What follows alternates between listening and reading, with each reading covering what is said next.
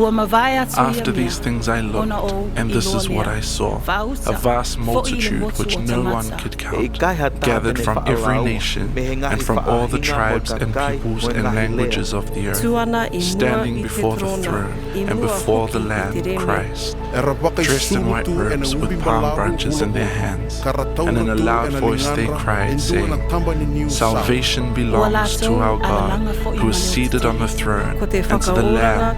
Our salvation is the Trinity's to give, and to God the Trinity we owe our deliverance."